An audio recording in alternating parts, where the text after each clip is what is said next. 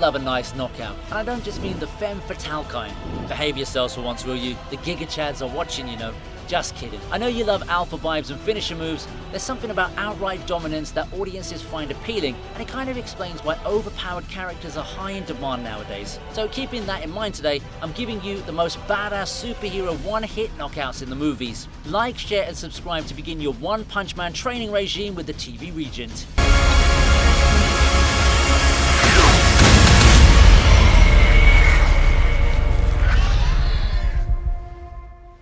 Well, how the turntables. I've spent so much time on my videos making fun of Ryan Reynolds and his 2011 disaster, better known as Green Lantern, and yet here's a scene from the very same movie serving as my first entry. I really should watch my mouth more often, shouldn't I? Alright, enough with the self-reflection, let's move on. Despite its numerous and obvious flaws, the final battle against Parallax was something noteworthy, and it totally fits with the theme of today's video. Think about it. After all the drama Hal Jordan had to go through with that space monster, all it took was one serious punch to send the ugly beast straight into the sun. Of course, the whole build-up to the actual attack was nicely executed, and I think I saw Mr. Reynolds flexing his acting muscles once in the movie. More than anything else, I love the giant fist he used to violate Parallax without mercy. Oh no, I made something sound nasty again, didn't I? Beware my power. Green Lantern's life! This is that moment. This is that moment, Beers. Turn off the light show and prove to me you can beat me without...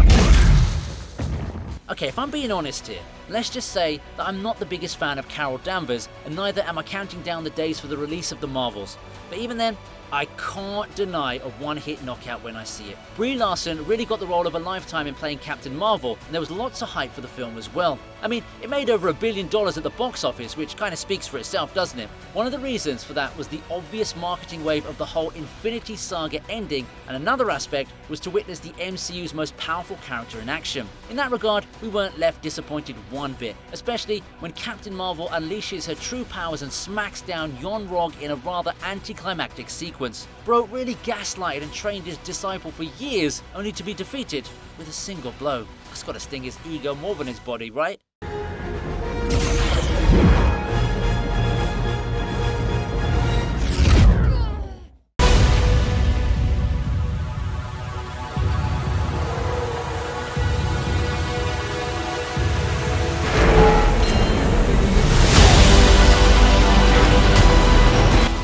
Now here's a film that I can get behind. 2012's epic introduction to the Avengers changed the world of modern filmmaking forever and created a whole new wave of fans who got hooked on all the beloved Phase 1 characters. Now, we all have obvious favourites like Iron Man and Captain America, but I've always had a soft spot for the Hulk, and yes, I know that sounds kind of weird. Anyway, the first time we got to see the Mark Ruffalo version of the Angry Green Giant was a sight to behold, and the fight that followed with Thor was even more epic. It wasn't surprising to see Hulk dominate hammerless Thor with ease, so Mjolnir's sudden entrance to smash Bruce Banner into a shield jet was very satisfying to watch. I know you might call me out in the comments, so I'll admit the Hulk does get back up from the blow. However, I like to consider it as the start of a rematch, so technically, it's still a one-hit knockout.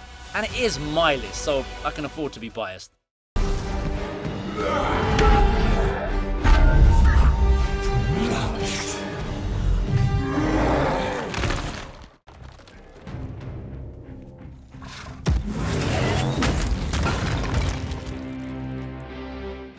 I know this movie has its flaws, but for some reason, I keep coming back to some of its scenes for repeat viewings. I mean, it does make sense, you know. Chloe Zhao is an Oscar-winning director, and for good reason too. She might have faced a few issues getting into the superhero genre, but her themes were still very much in play, and they showed magnificently through her characters. I'm pretty sure that you might choose Icarus or Cersei as your favourites, but for obvious reasons, I personally love Gilgamesh. Bro was a perfect blend of masculine toughness and sensitive empathy, which made me root for him. So with Gilgamesh, it's a little confusing because most of his attacks are one-hit knockouts, but I specifically want to point out the punch he lands on the massive deviant to double tap it. It was a little funny, but also showcased just how strong Gilgamesh was. Man, I was really hoping for him to have some kind of romantic fulfillment with Thena, but I guess Angelina Jolie only dates bad boys like The Weeknd.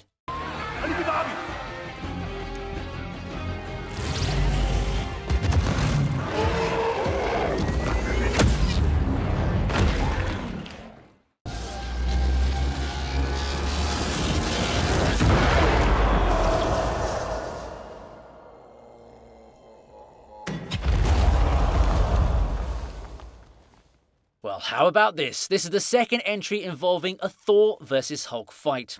Now, I think we can all agree that this was the superior battle when compared to the 2012 entry, and there are a lot of reasons for that. First, the film's super funny, which makes the fight scene even more entertaining. But more importantly though, this is the moment where Thor finally gets to show off his hammerless powers to the angry green giant. The Hulk does look like the kind of guy who'd hold a grudge for 5 years, which might explain why he was being so brutal in the Gladiator battle. Luckily for Chris Hemsworth though, he's got a load of thunder resting within him, and he lets it rip like the badass he is. This was a moment that felt more royal than King Charles's coronation, and the cherry on the cake was to see the dangerous Hulk in such a vulnerable state. Yes, he does get up just like he did in the Avengers scene, but that was only after he had enough time to recover.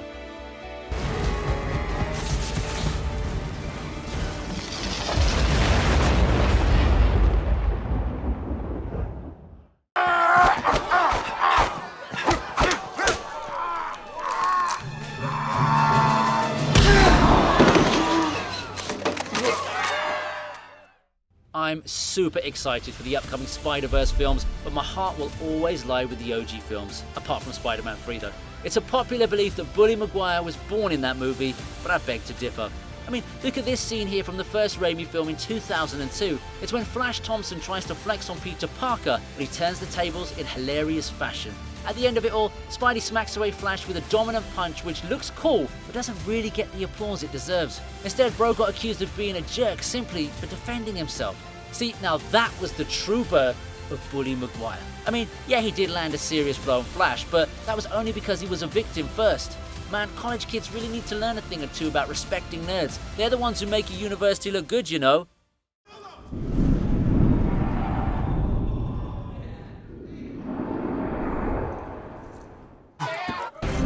Did you forget who I am?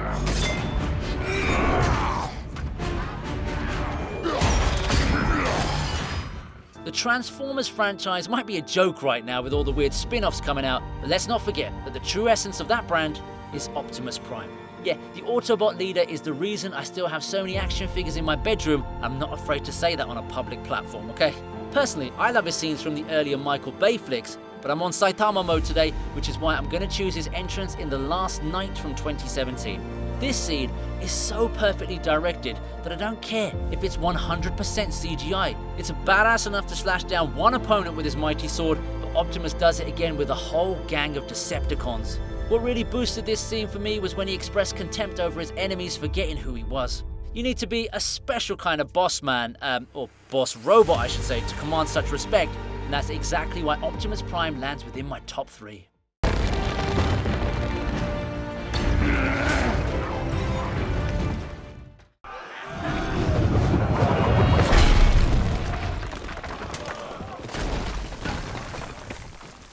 I know I've included entries from films I don't like in my previous list, but I highly doubt if I've ever put any of them this high on the list. Well, the Battle of Vanaheim is one of the top scenes from Thor: The Dark World, so I guess I shouldn't really be surprised with that. To be honest, I don't think any of us feared the God of Thunder or his team, because we just knew he was going to use his hammer to get out of trouble. It's kind of what happened with the Giant Stone as Thor violated him in front of a live audience, and that too after taunting him repeatedly. I guess you can afford to do such things once you reach a certain level of power, but come on bro, you should have gone easy on the guy.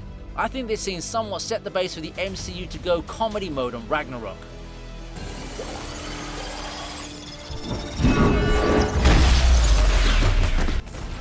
Dr. Banner, now might be a really good time for you to get angry.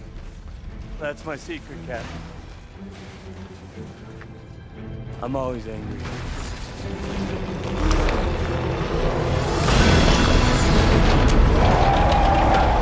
If we're looking at one-hit wonders in superhero movies, we don't need to look any further than Hulk's epic transformation in the Avengers. That punch he landed on the Leviathan was so legendary, the YouTube channels are still listing this as their top entries in 2023. Whoa, I had a whole meta moment there.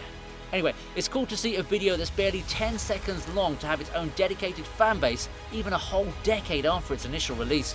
What's best is that there's no sense of mercy or serenity in Bruce's eyes. He only wants to end the monster with his punch, and he gets what he wants with ease. There are the power levels that should be made consistent, especially if the studio is planning to expand its IP into TV shows as well. Alas, the only thing I can be grateful for now is the writer's strike in Hollywood. At least that way, I know nothing's getting butchered right now. I am a god, you dull creature, and I will not be bullied by that.